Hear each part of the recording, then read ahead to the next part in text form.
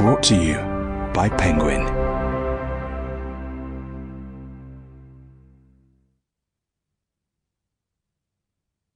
Wild East. Written and read by me, Ashley Hickson-Lovence. Content warning. Before you start listening, please be aware that small parts of this book may be triggering for some listeners. While it is a work of fiction, this book is grounded in many aspects of modern life and covers some serious topics that listeners should be aware of, including knife crime, county lines, and physical violence.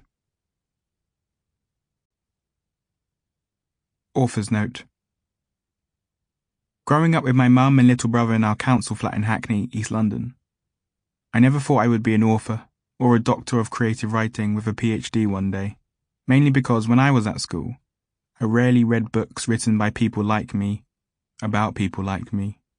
Slowly things seem to be changing. If you've ever felt unseen, unsure or unsafe, a little shy or even outright terrified, in or out of the classroom, then Wild East has been written for you.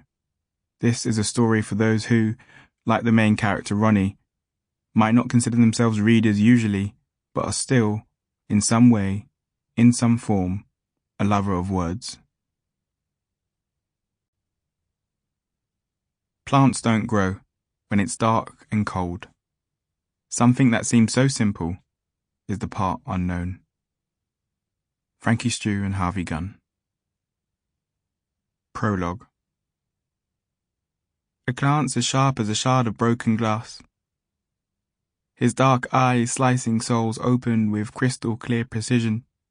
On the top deck of this 43 bus, we've become targets locked in his vision. What are you looking at? He says. Words all jagged and pointy, loaded like a strap and hanging heavy, weighty enough for every other passenger to hear. We didn't know that we were looking at him. Not really. Maz and I. No more than a little peep if we were. Certainly didn't mean to cause offence. We've just been chilling in all honesty.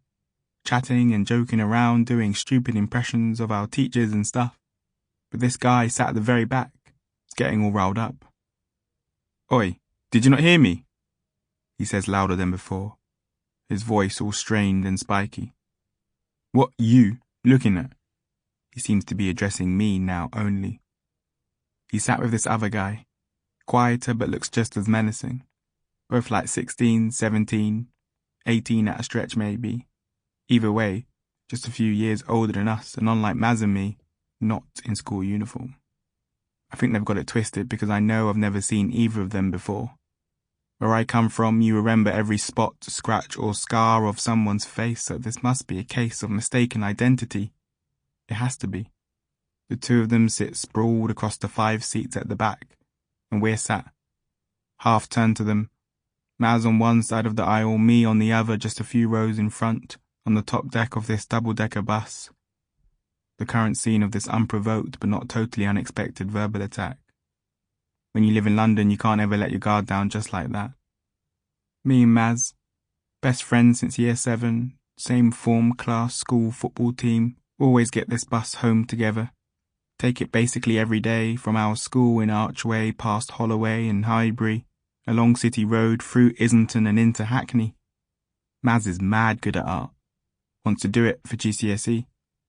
He's a guaranteed grade 9, easily one of the best in the year, maybe even the whole school, good at doing realistic portraits of people and landscapes of the city. But this picture here is not looking pretty. In seconds the mood has shifted.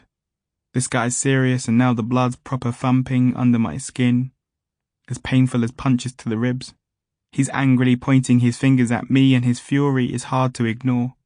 We're definitely looking at him now even if we weren't looking before.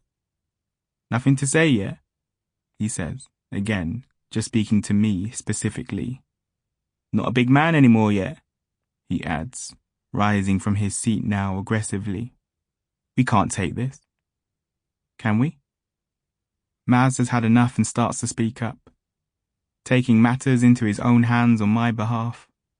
Calls him names in reply, names he deserves undoubtedly, but still feels strange to hear at like 4 in the afternoon on a Wednesday.